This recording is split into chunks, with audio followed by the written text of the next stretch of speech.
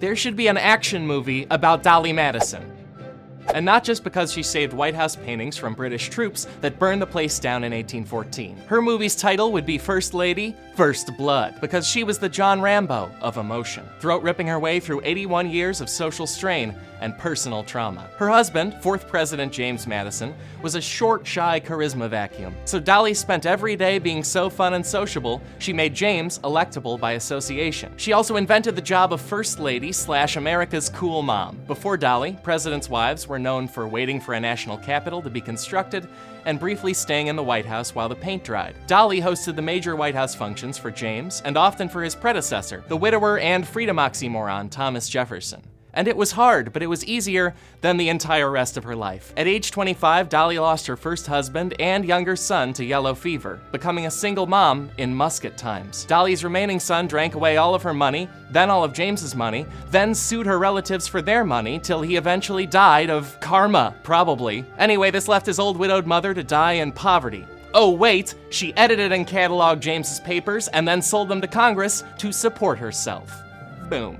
Next up, Sarah Polk, whose action movie would be a Judge Dredd sequel. Sarah was the law.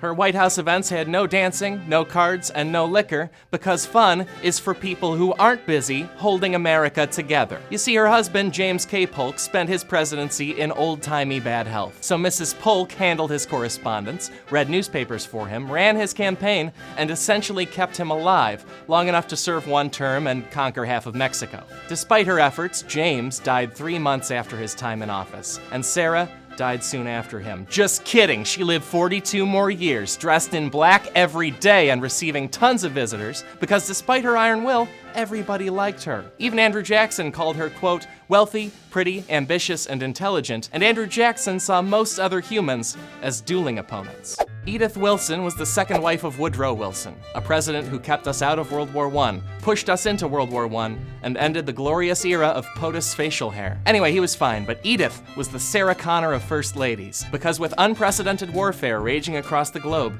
Edith Wilson found the strength to lead humanity. During the war, Edith ran a wartime White House, rationing goods and letting sheep graze on the lawn. And when Woodrow suffered a debilitating stroke in 1919, leaving him bedridden, Edith handled all of his business for a year and a half. No one saw him without her permission, no decisions happened without her involvement. She ran such a tight ship, many of Woodrow's advisors thought he was dead and she was keeping it on the DL. But he was totally alive, kind of. Edith just ran America for him. And today she's so forgotten she might as well have traveled through time and prevented Skynet, despite kind of being our first female president. And if the 20th century were a fairer time, Eleanor Roosevelt would have been our first female president for realsies. She's the Schwarzenegger of first ladies, a cartoonishly impressive titan of public life who set a new standard for a weird job. Actually, I take back the Schwarzenegger comparison. Eleanor is tougher. Arnold made the movie Junior just to brag about that one time he had a baby in real life, whereas Eleanor had 6 kids, on top of working for the Red Cross in World War I, writing a daily newspaper column for 27 years, caring for her polio-stricken husband till his death, putting up with that husband's constant cheating because, like I said,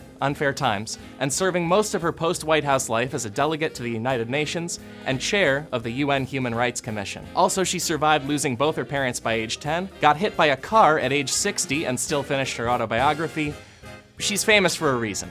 And Rosalynn Carter isn't famous for some reason. Maybe it's because during her husband Jimmy Carter's presidency, she rolled like Jesse Ventura's character in Predator. Much like Blaine ain't got time to bleed, Rosalynn Carter didn't see herself as having time to party plan or to bellyache about her problems. She lost her father at age 13, co-raised her 3 younger siblings, still graduated second in her high school class, and sent herself to college. And when Jimmy ran for president, she campaigned for him on her own in 41 states, helping her relatively unknown husband win a squeaker. Once in the White House, Mrs. Carter celebrated and chillaxed by attending cabinet meetings and crisscrossing the country to research what regular people thought of the administration's ideas. She also made official diplomatic trips to Latin America and Southeast Asia, tackled the Cambodian refugee crisis, and did so much honest-to-goodness work as First Lady that Congress appropriated money to get Rosalynn a support staff. She also got on the board of the National Association of Mental Health, before Jimmy was ever president. She's fought for mental health since the Quaalude era. And it is so important to so many Americans who aren't me that mental health care exists. Because so many Americans who aren't me need that resource. You know, so few Americans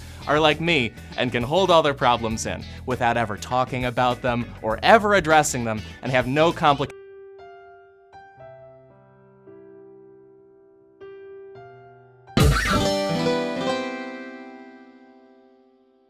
Hey, you guys, thank you so much for watching. Please do all the YouTube things. There should be a First Lady action movie, right? Like a comic book thing, or like there's explosions or something. Give us a log line in the comments for what you think would be an amazing picture. And that's all that will happen.